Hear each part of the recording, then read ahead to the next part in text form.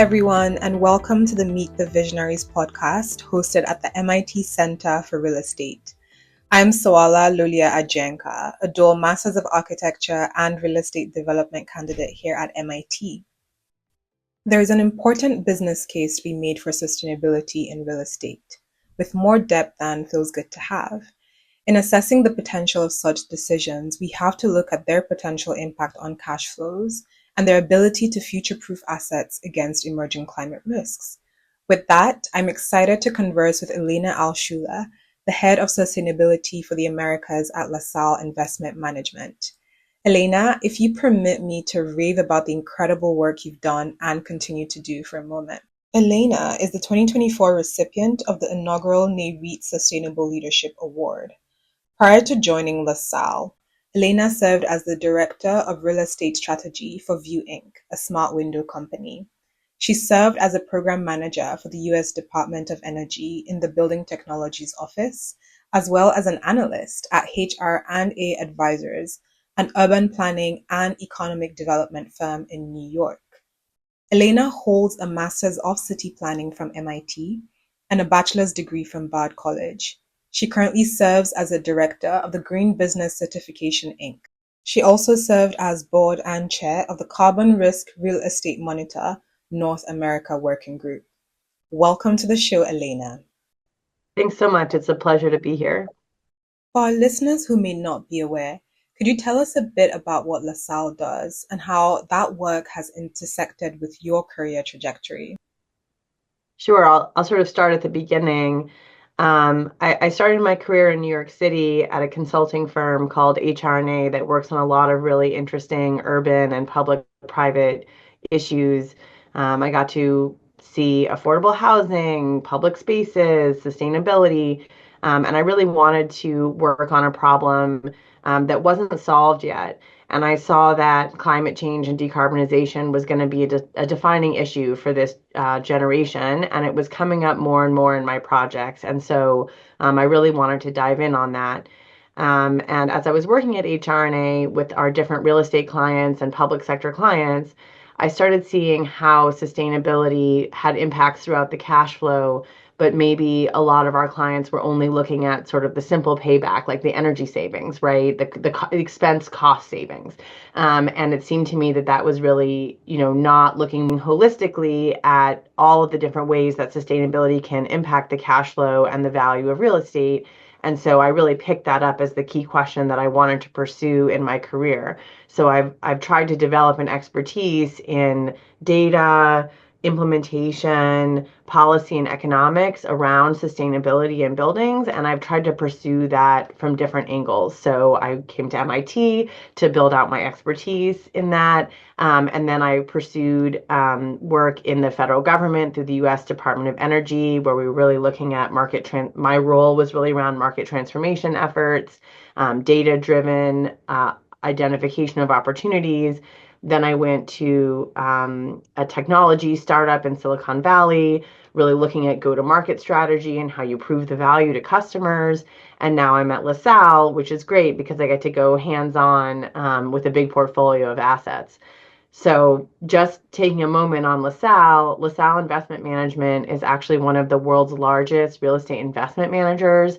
We have 29 billion of assets under management just in the US and Canada alone, which is my domain of responsibility. We're diversified across all the property types, and we're an independent subsidiary of JLL. So I think one of the things that's interesting about LaSalle versus other investment managers is some of the other biggest investment managers might be investing across real estate and other kinds of investments, whereas LaSalle only does real estate. And so because of that, we are, tend to be very sophisticated. We're willing to dive in and be very nuanced and take on, more unique property types or more complex deals.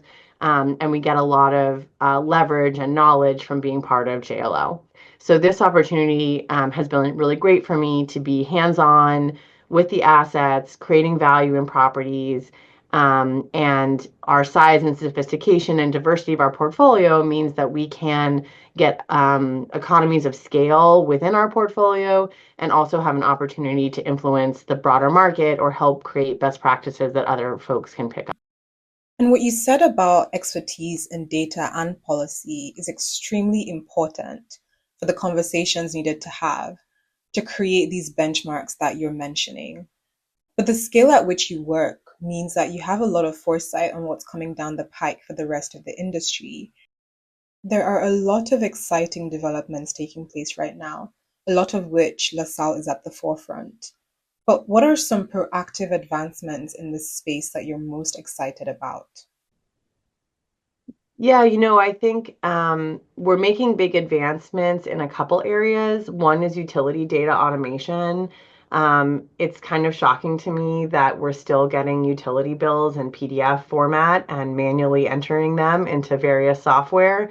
And so the more and more that we're able to automate that data, it just has a huge impact in the quality of the data and frees up everyone's time to be doing the more valuable work. I think there's also been a lot of advancement in physical climate risk analysis in the past few years, which is an area that LaSalle has also worked on. There's been a lot of growth of different tools out there to look at forward-looking scenarios for physical climate risk impacts on properties. That's really helping people start to think about that proactively and incorporate it into their investment underwriting. On-site solar also super ramping up right now. Heat pumps, have really gained additional adoption just in the past 5 years, becoming a lot more commercialized, available in different sizes and for colder climates. So all of those things I think are really advancing the industry. And then I think, at a more macro level, we are seeing this shift from office to looking at the other asset classes. I think as we've seen for a long time, office was the premier asset class that everybody cared the most about and really was the focus for all sustainability efforts. And now, with the increased focus on multifamily and industrial overall, there's also an increased focus on sustainability in multifamily and industrial and some of these other emerging property types. And so that's fun to work on. The other thing I would say, sort of as a big trend, is we've been talking about net zero carbon for a while, but we're starting to be able to really break that down into its component pieces. So it's not just net zero carbon, it's energy efficiency, on-site combustion slash electrification, where your energy source is coming from, grid interactivity, and being able to look at all those little pieces separately and have strategies for each one of them. It's fantastic to hear that a lot of the advancements you mentioned are being pushed from the client side. But there's still a disparity between the demand for sustainable real estate and supply in the market. And in fact, JLL found that the demand for lower carbon buildings is spiking, but supply is struggling to catch up. And the prediction was that only 34% of the demand for low carbon workspaces will be satisfied in the coming years. Part of it is this archaic valuation process in which there'll always be extra costs associated with sustainable initiatives and not looking at the broad picture of impact that they provide. And these are the more nuanced aspects of decision making that you've alluded to. My question then is, how would you balance this tension between the increasing demand for sustainable real estate and the existing valuation process of sustainable solutions that doesn't fully account for the risk of obsolescence that is associated with less sustainable assets? Yeah. And shout out to the JLL research team because that was a great piece of work that they did. And I think they're really showing this demand that's coming down the pipeline where a lot of corporate occupants have set net zero goals. And we're expecting that to translate through to their leasing demand for space. But I think what's happening is we're just not seeing it in the market yet. And a lot of real estate owners and developers don't have enough confidence in that future demand to provide those spaces before they're seeing the signal. And so hopefully that will, that cycle will start to get stronger over the next few years, where as the demand signal gets stronger, people will deliver more spaces. And I think JLL is trying to point to, that trend sort of coming down the pike. Um, right now, if you look at what's happening in the office market, having a building that's sustainable really is part of the flight to quality, and it's showing up maybe more in vacancy than it is in rent in some markets, right? It's part of what it means to be a class A asset. So it's really about, to what extent does that signal start to emerge from the noise of all the other things that are going on in the market and all the other things that people are considering when they select spaces. And part of what we've done at LaSalle is we did a paper called The Value of Green, where we looked at all of the existing research around the world about the green premium or brown discount, and we're really trying to reframe it as more of an adoption curve, right? Where when a feature like LED lighting or green certifications or even low carbon performance is emerging in a market, there may not be a lot of demand for it. And then over time, demand increases and the premium increases. And then eventually it becomes standard and the premium goes away and maybe even turns into a discount where it's no longer, you can't be a class A building without having that, right? But like different markets and different asset classes might be in different places on that curve. And so it's really about thinking specific to each investment situation of where the demand is. I do want to circle back to what you were saying about valuation as well. I think there's a lot of attention given to appraisals and valuation, but it's really the tail of the dog in a way because it's a lagging indicator.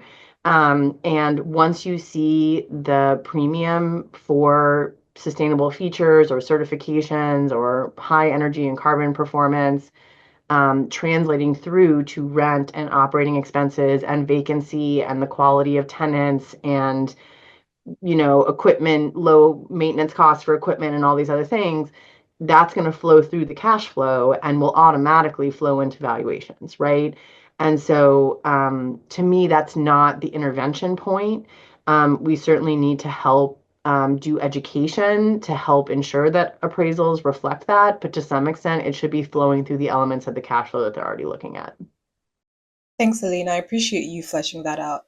As you were speaking, I was thinking about Maison Manuvie in Montreal, which is a LEED certified net zero building by LaSalle that has maintained 100% occupancy on a long term basis. And it's very much the opposite of the conversation around split incentives between the tenant and the owner of the building. Here, the intentions are aligned, and there's two major tenants and their sustainability goals are very much aligned with those of the building. To carry on this conversation then around alignment and terms among stakeholders for a moment, congratulations on spearheading the CRAM working group for the US and Canada. Could you speak a bit about that effort, particularly the importance of the research component and how the rollout and focus was completely different between the US and North American markets, giving their distinct characteristics and distinct challenges? Yeah, so this has been kind of a hot topic in the industry for the past few years. It's one of those situations where you have a conversation with a few colleagues on the side of a conference, and all of a sudden it snowballs into a giant working group and project that has hundreds of people engaged. We were really proud to have over 100 people attending every working group and 300 people on the mailing list for this project. So it definitely caught fire on us.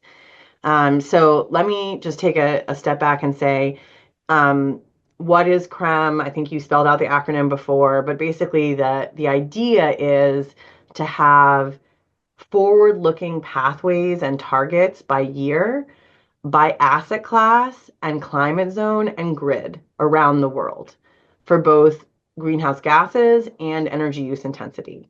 And you can think of this in terms of forward-looking scenario analysis that we have for economics and for all sorts of other areas of investment, where it's helpful to have sort of forward-looking projections or benchmarks that you can use to evaluate your assets against, or to use to assess risk in your assets. So the idea is basically, where does the median building need to be in 10 years to be considered an efficient building or to be considered on track for net zero? And then you can evaluate the business case for your own building against that when you're doing a 5 or 10 year capital plan or making a hold sell decision for a property. And so this project came out of Europe, was supported by the European Union and by several foundation and investors there. And they, did a great job developing it for the EU. It's gotten a lot of adoption in the EU. And then they tried to start applying it to the US. And we've started finding a lot of challenges with how it was being applied, just on the basics of like, the first version that was developed for the US and Canada only covered 8 cities. And we all know there's a lot more markets and climate zones and grids in the US and Canada than that, right? And so, in order to be really useful and accurate as an investment tool, we needed to make it more granular. And I think people also really needed to come up the learning curve on the methodology, and understand, sort of the guts of how it worked.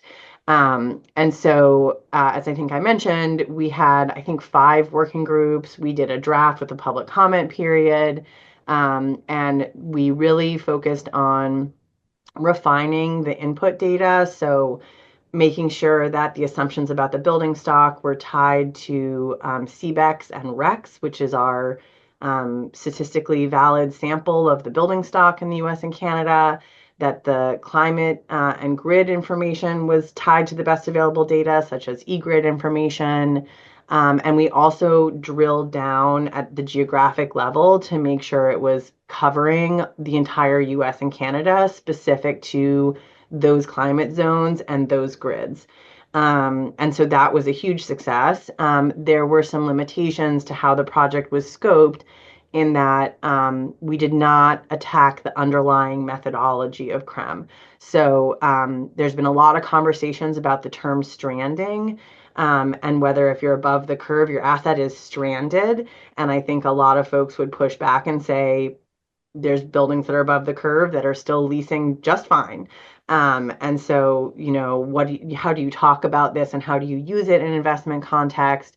And then a lot of folks also had feedback about how the energy use intensity targets are calculated. So right now, the way CREM works is that they're taking a carbon budget and downscaling it, which makes sense for the GHG targets. But then they're basically taking the GHG targets divided by the grid equals the energy use targets for the buildings.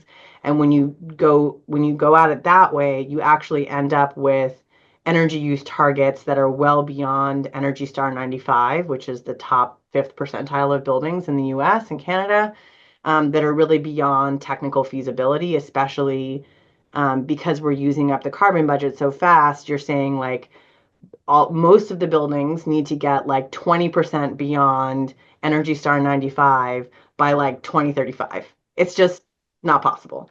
And so a lot of folks are saying, well, could we have a different way of approaching the energy use targets that's more bottom up based on building science?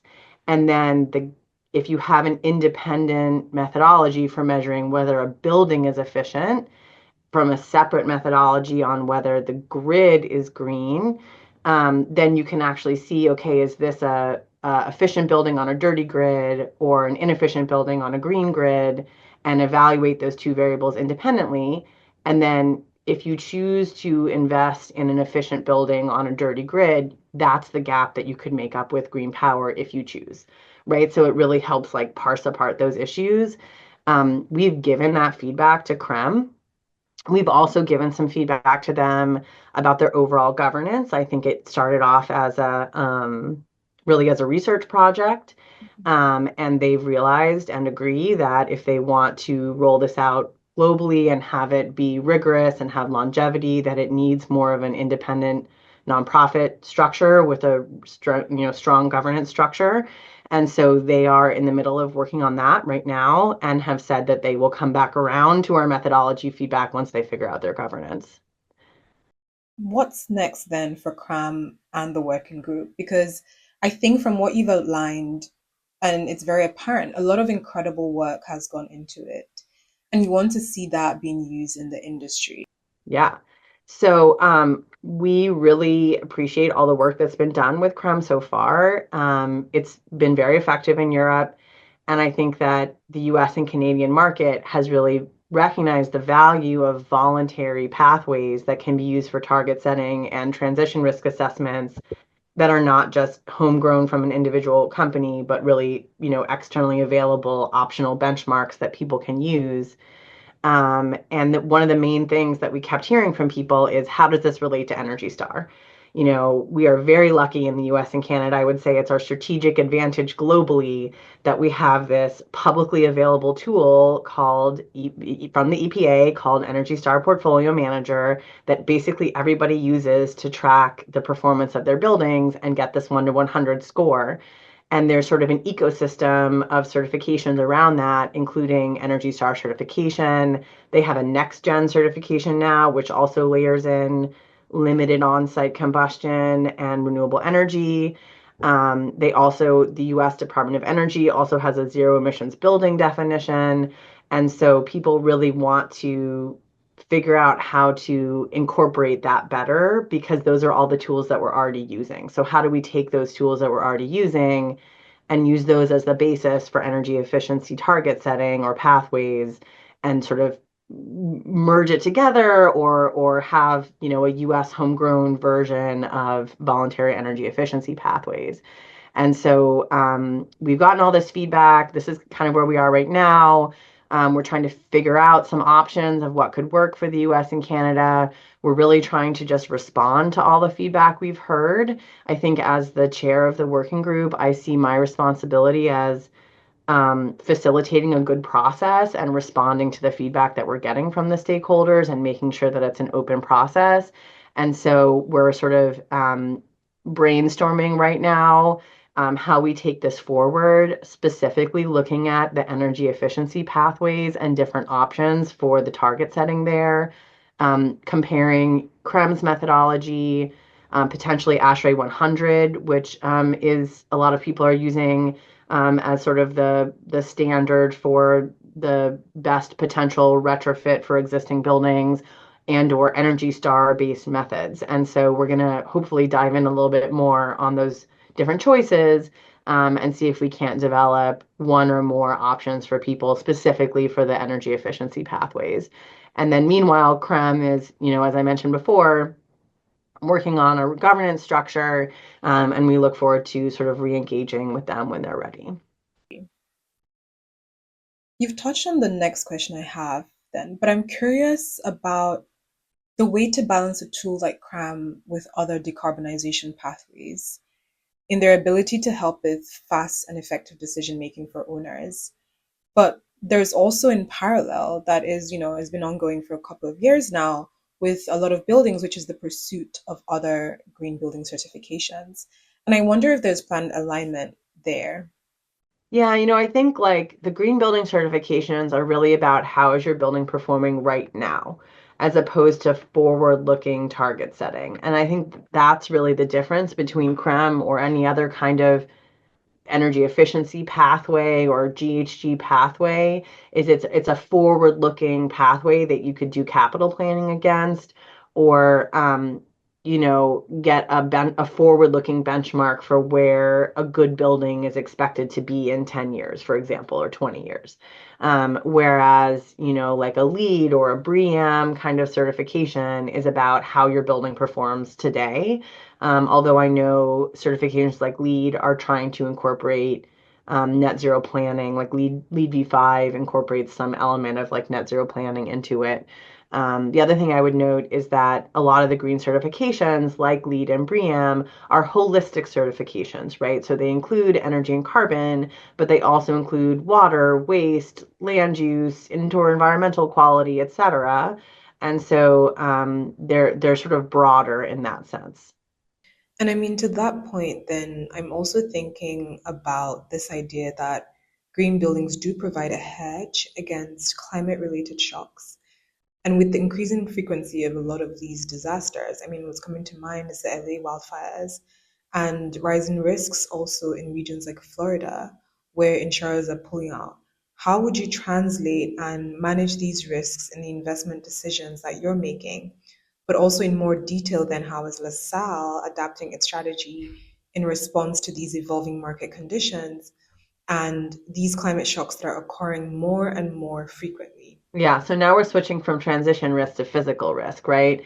And so we've been involved in a couple of research papers, collaborating with the ULI, the Urban Land Institute, and ULI is great at like pulling together groups of peers to put together best practices. And so we did two papers with them on physical climate risk. The first was about just the variety of methodologies. It's great that there's a big increase in tools that are available for measuring and predicting future physical climate risk. Their methodologies can be a little bit apples and oranges with each other. And so we tried to pull together some best practices and just questions to ask and how to evaluate and interpret the results you might be getting from different climate risk providers. And then we did a second paper, again, sort of surveying all of our peers about their experiences on how to underwrite that, and where in the investment process it's considered.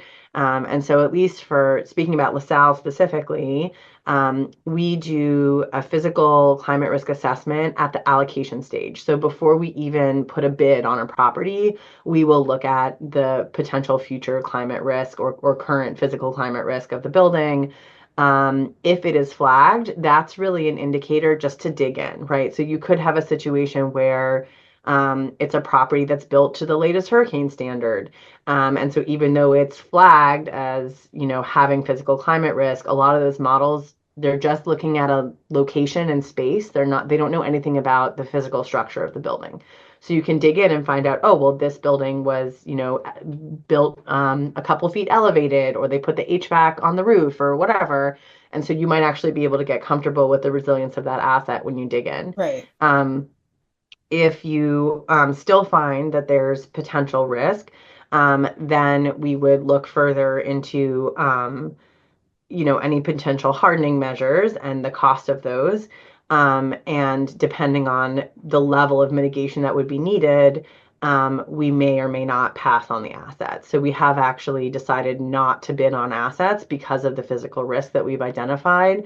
Sometimes it's the building. There was also a situation where there was an industrial distribution property that we were looking at that had its own, flood risk, but it was also totally dependent on a rail line to be a viable, useful property. Like all the shipping in and out of that building was going to be by rail. And so then you start to ask, well, what's going on with the community resilience there as well? Even if the building is hardened, if that rail line goes down, then the building's not usable, right? And so you start to just have to ask all these questions. We know some of our peers are also making adjustments to their exit cap, for example. We tend to underwrite more based just on the capital cost of the hardening, but the ULI paper goes into some of the different ways that some of our peers are looking at that. Right. Hmm. The papers you're mentioning are incredible, and we will make sure to link them in the episode. So then, if you're holding an asset for 5 years versus 50 years, the considerations are different. But I think more and more that's not holding true, right? Because these shocks are impromptu. You can't necessarily plan for them. And there is the app saying that as a developer or as an asset owner, you're a custodian of that asset for the next owner, right? And time horizon then is a crucial part of this conversation when we're talking about environmentally resonant technologies. And I'm curious what some of the key considerations are for each of these scenarios, right? The scenarios being, holding for 5 years versus holding for 50 years, and how each person in this case can go about making decisions holistically about the goals that they're trying to set, but also about energy and the building systems that they're looking to incorporate. Because again, it's back to the question I had earlier, which is alluding to the future competitiveness of an asset. Like that's an important consideration to have. The future value of the asset is important because you're not just comparing to assets that exist today, but also assets that will be constructed in the future, right? At the time of exit. And part of it two is the factors that should guide this decision making to ensure that the assets remain relevant and are sustainable over time. 5 years, 50 years, 100 years. Yeah, I mean, it's a great question. I'm not sure I know the complete answer to that, but um, look, when you have a short-term hold, you're making more of your money on the exit. And when you have a longer term hold, you're making more money on the NOI while you own the property, right? And so in the short term considerations, it's really is that next buyer analysis. And whether they are going to factor this in. And especially when you think about, in my opinion, sometimes in the market, there's a little bit of a breakdown between the way that core funds that do long-term holds are thinking about investing in their properties and managing these risks versus value add, where they're like, I'm just going to fix it up and sell it. But the value add person is selling to a core person. And so that is their next buyer. And so the question is, at what point, again, does that signal emerge from the noise? If you look at Miami, for example, um, I think there's just so many buyers in that market and a lot of small non-institutional buyers, a lot of foreign money that just wants to own a property in Miami, that the signal is not emerging from the noise in terms of the sale price of those properties. Although I've heard anecdotally that there might be a change in the composition of the buyer pool for some of the higher risk properties. So what you're seeing is the institutional investors are starting to look really closely at physical climate risk. There still might be enough bidders for a property to transact, but maybe you're seeing less institutional buyers interested in that property. So to me, that's the beginning of the signal emerging from the noise for physical climate risk.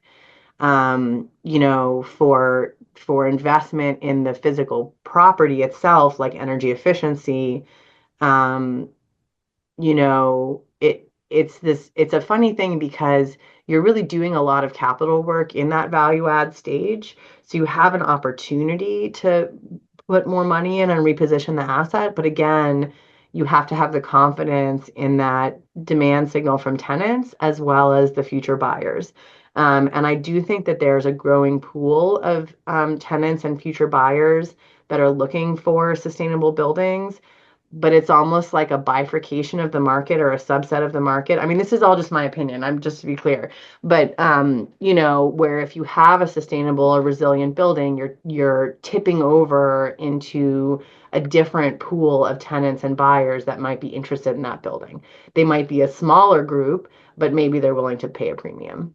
There's the whole spectrum on the investor side as well, where there are some uh, pension funds and specific investors that really want to be investing in green and sustainable buildings and are, underwriting like a carbon cost essentially into their underwriting when they're looking at assets. So you do actually see it in the buyer pool or potential value of the property as well. But again, it's not all the potential buyers, it's just a small number of them. And so is your building going to fail to transact if you don't have net zero or all these things? You're probably going to be just fine, but maybe if you do, maybe you're tapping into a slightly expanded pool of potential buyers as well. Yeah, no, I think it's an incredibly important conversation and a very nuanced one at that. And again, I'm thinking back to what you said earlier about building skills and expertise, right?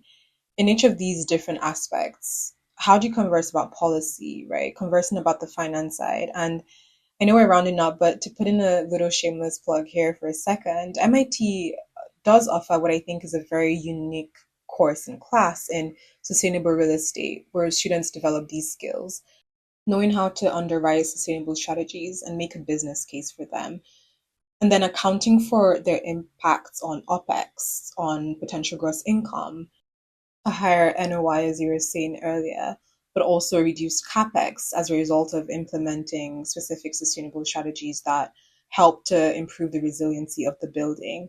Also, the impact on cap rates as a result, and then a higher NPV. Very much in line with the conversation we're having earlier. I'm curious then what you believe are core aspects of real estate education that need to evolve and are important to reinforce this need for sustainability to be more forefront in the industry. Yeah, totally agree. It's all about, understanding how sustainability impacts investment performance. And you hit a lot of those points there. And at LaSalle, we've developed a framework of sustainability driving performance through value drivers and risk protectors. And exactly as you said, on the value driver side, it can be lower expenses, income from on-site solar, um, being more competitive to tenants, which could be rent, but it could also be occupancy or the creditworthiness of tenants or the length of lease that they sign, right? And then the buyer appeal that we just talked about. And then on the risk protection side, protecting against building energy performance standards and potential fines that might come down in the future in some of these jurisdictions that would force early replacement of equipment or, fines that could run into the millions of dollars. And then the physical resilience. We didn't talk too much about insurance premiums, but that's a big one as well. So we are trying to apply that framework when we look at every single property. And I think that's really where we need to move to in real estate education is it's not just one line in the cash flow, right? There's all these places that it could have an impact. It doesn't mean that every single one of those factors is relevant for every single investment. It means you have to take a step back and say which factors might be relevant for this investment. And then, sort of the framing for all of that is fiduciary duty. And I think there's been a lot of conversation and perhaps a perception in the past that all this green stuff takes away from returns. And, I would flip that on its head and say it's actually our fiduciary duty to be looking at these issues. It is our responsibility to be looking at things that could be material to investment performance. And therefore we're applying this framework. And so it's a little bit of a switch in the way that we're approaching these topics. That's absolutely right. Thank you so much, Elena, for taking the time to speak to us today. I mean, it has been a very insightful conversation. I've enjoyed it very much. Thank you so much for having me. It's really a pleasure to connect with the MIT community, and I'm so glad that you're tackling these topics. And to our listening audience, thank you for being part of the conversation and tune in to the next episode.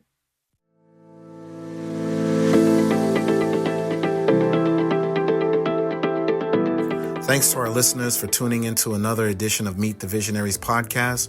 And please remember to stay tuned for future episodes by subscribing to our podcast or follow us on social media by visiting cre.mit.edu to learn more. Until next time, take care, listeners.